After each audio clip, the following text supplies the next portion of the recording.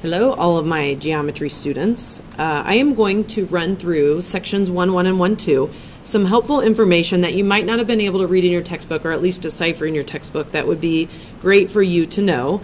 You will have already filled out your vocabulary for 1.1 and 1.2, so your blanks should all be filled in, and most of you probably have drawn pictures. I'm going to go over some information, so you might just be listening, but this is important information that you would need to know, again, that the book doesn't necessarily tell you. Okay, I will make it as brief and concise as possible, and you can fast forward if you need to in certain spots. Okay, there are 3 undefined terms in geometry, and these undefined terms are called that because they are the building block of all other terms that we use. So they're like the ground zero, where we build up from the ground, and then everything that we use from this point on will be built on those. So the 3 undefined terms in geometry are point, line, and plane. And points, lines, and planes are actually not real things, because if you look at their definitions, they couldn't exist the way that they're defined, but we need them to be able to study, so we call them undefined terms and then build everything else off of them. Okay, so a couple of things. First of all, a point needs to be a dot when you draw it, and it needs to be a capital letter. It cannot be lowercase. And so anytime you have a point, make sure that you use a capital letter, and you would just call it point and then use the capital letter to name it, okay? Notice in the definition it says it has no shape or size. This has shape and size, so this is not technically a point, but we use this to represent a point, even though it doesn't actually meet the definition of what a real point would be, okay? Similarly, a line is undefined. It is made up of points that have they're made up of points, but it has no thickness or width. So if I actually draw a line, that's not a real line because that has thickness to it. So it's not real, and you could never see a line because you probably know that a line goes on forever. Okay, it takes 2 points to make a line, so you'll always have at least 2 points on a line. You could make or name a line 2 different ways. Sometimes they do a lowercase script letter next to the line. So if they have that, that is not a point because it's lowercase and it's cursive. So you could call this line S. Another option is if you name your points with capital letters, you can actually name a line with 2 points. That's probably more like you're used to doing from middle school or elementary. And then you can also reverse the letters around and put the other point first. So when you name a line, you're just picking any 2 points on the line, you're naming them with the 2 letters, and it doesn't matter which one comes first. Make sure when you draw your lines have got to have arrows on them, or it's not a true line. And again, it takes 2 points to make a line. Okay, that is the second undefined term because we use it to build everything else off of, and it's not an actual object. We just use this as a representation. Okay, the last undefined term in geometry is a plane. We usually draw planes to look like parallelograms, so if you see these in the book, those are planes. A plane actually is a flat surface, and it extends forever in all directions. So this is a representative picture of a plane, but there actually is no plane in real life, because how could you ever extend in all 4 directions infinitely? So picture like a huge blanket covering the world, and it goes on forever and ever and ever, and that is a plane. And when we go to name a plane, the easiest way is for there to be a capital letter that's usually cursive in the corner. Now this is not a point, it's just the name of the plane, so we can name this plane R. Another option is you can take 3 non-collinear points. Non-collinear means they're not on the same line, and as long as you have 3 non-collinear points, you can name the plane something like ABC. Or you could do plane BCA. Or you can do any 3 points, just make sure they're not collinear. They have to be non-collinear. So while it takes 2 points to make a line, it takes 3 non-collinear points to make a plane. If you have 3 non-collinear points, you'll always have a plane that those are contained in. Okay? So down here are 2 words that you filled in, collinear and coplanar. If you notice the prefix co. So collinear just means points that lie on the same line. So it's like birds on a wire. If you have 3 points lying on the same line, then points A, B, and C would be called collinear. If not, and you had point D down here, then you would say A, B, C, and D together as a group are non-collinear. Okay, next. If I have a plane and I have points in my plane and my points are all in the same plane, then we call those points coplanar. But as soon as we put a point outside of a plane, it's understood that that is not in that plane, and that is the 4 points together would be called non-coplanar. Even though these 3 are coplanar, they are not coplanar when you draw a point outside. Okay, intersections. You guys know what intersections are. When two things collide or hit each other, they're forming an intersection. So I could say the intersection of these two lines is point K. Another type of intersection that I want to mention that we're going to study is an intersection of two planes. So picture a piece of paper crossing through another piece of paper, and they're intersecting each other.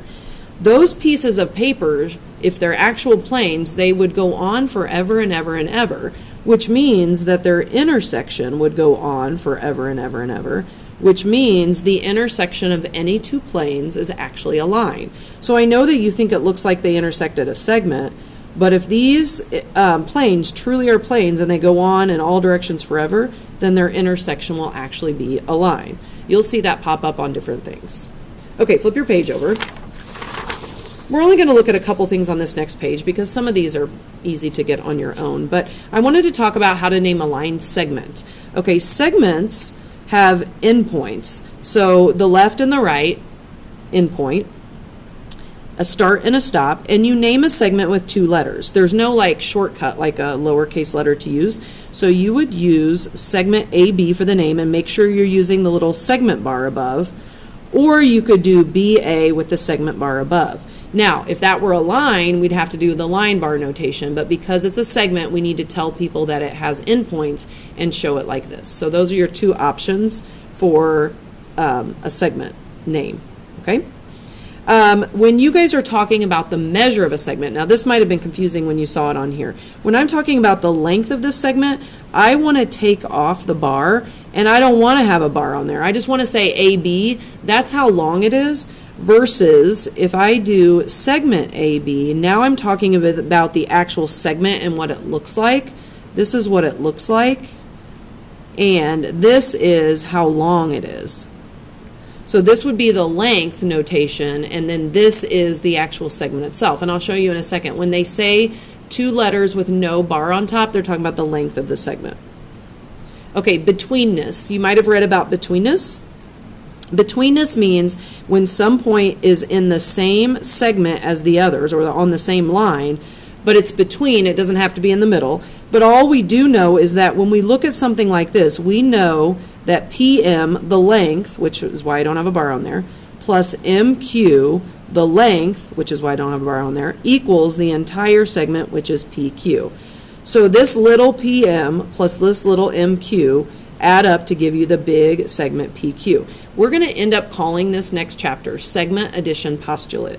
Right now, we're just going to say it's this point is between these points, but it is a famous postulate that we'll use called the segment addition postulate because you're literally adding up the segments to equal the big one. Okay, congruent segments is the last thing I'll talk about. So congruent segments means that segments are the exact same size and shape and they have the same measure, like twinsies. So if you have 2 segments that look identical to each other in size and shape, then what you would want to say is they're congruent. So to show that in a picture, you would put tick marks. You put a tick mark on each, and that tells somebody that those are the identical size and shape. Here's how it looks like in notation.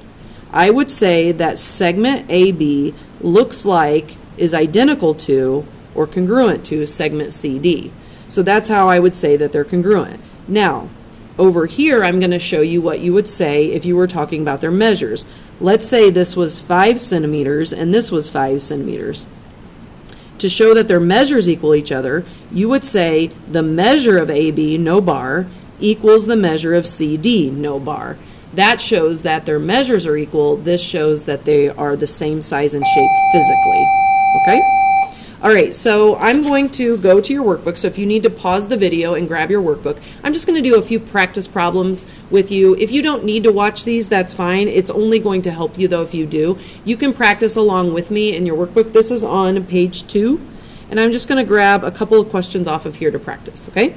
Name a line that contains point T and P. So you look at your picture, here's TP. So I could call the line TP with an arrow notation. I could call it PT with an arrow notation. Or I could actually call it line G because there is a lowercase script letter there that I'm able to use. Number 3, name the plane that contains line TN and line QR. Okay, so line TN would be here, and line QR is here, and the plane that contains them is this plane. So the easiest way to name the plane is using this capital letter in the corner, plane S. Or if I want to grab 3 non-collinear points, I could call it like plane PNQ, or plane PTR, or plane QNT. But I couldn't name it plane PTN because the 3 of those would be collinear, and you have to use 3 non-collinear points to name a plane. Number 3, name the plane that contains line TN and line QR. Okay, so here's line TN and line QR. Oh, that's the one I just did. My bad. I already answered that one. Woo! Okay, let's move on. Number 4, draw and label a figure for each relationship. Okay, so it tells us to draw line AK. So when you draw a line, you need arrows on the ends, you need dots for points, and you need capital letters for the points. And then I want line CGs. So they're going to intersect, which means they cross. Again, I need arrows. I need dots, C, G, and capital letters. And then I'm going to put a point at their intersection and label it M.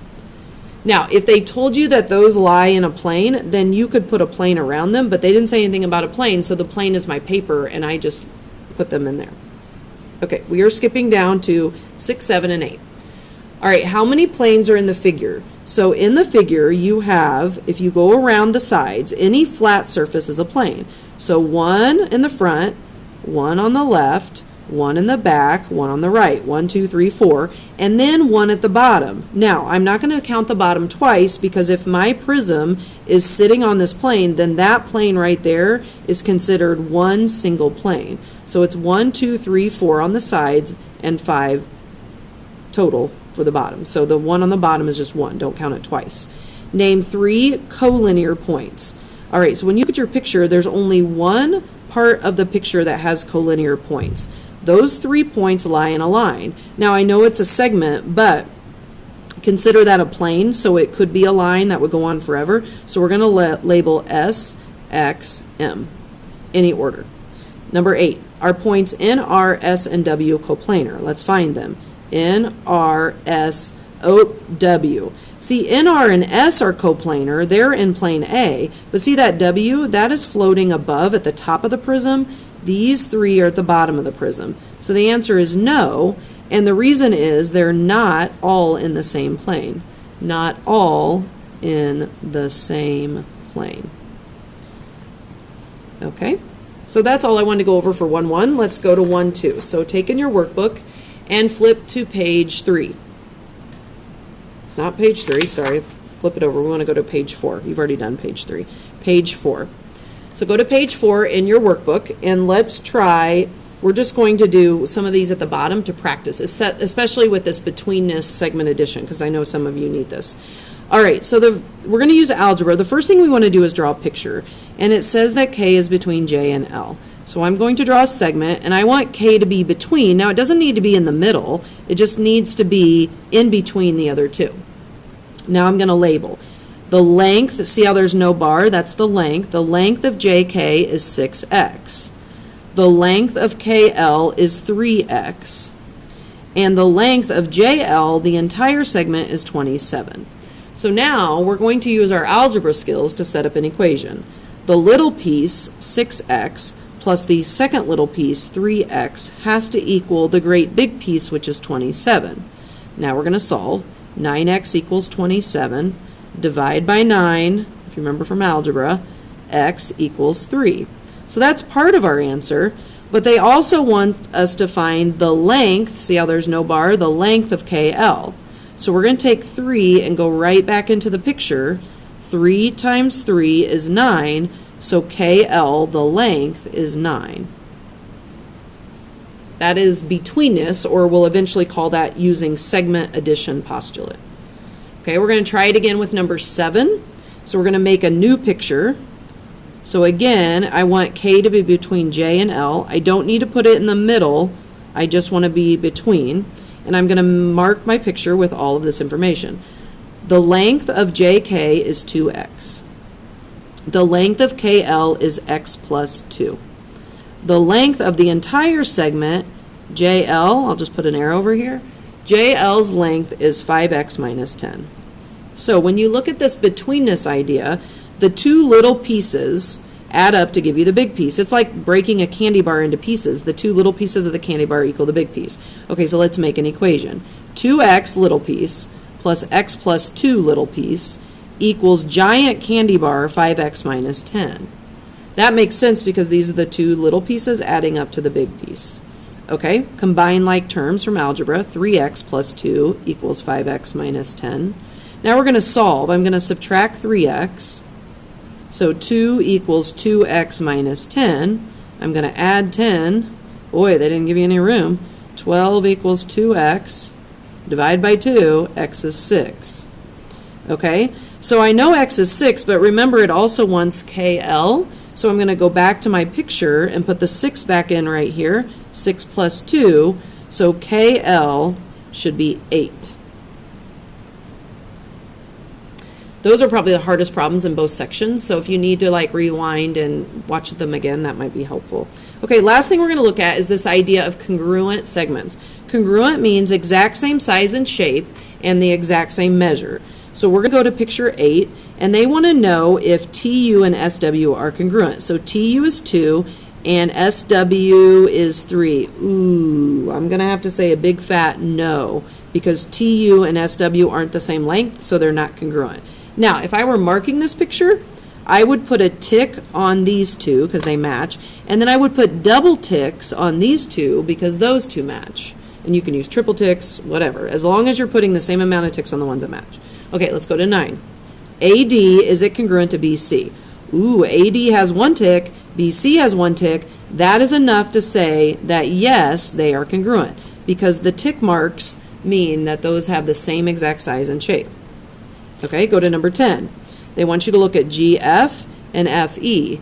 Is GF marked the same as FE? No, it is not. I'm going to have to say a big fat no for that because those two are not marked identically. Now, I will say that GF is congruent to HE and GH is congruent to FE, but the two that they asked you about are not. So you need to look at the tick marks, or if they have measurements on them, you can decide from the measurements if they are congruent. Okay, let me know if you have any questions in the discussion section for sections 1.1 and 1.2, and just keep in touch on Canvas and message me if you have anything that you don't understand or need help on. Talk to you soon. Bye.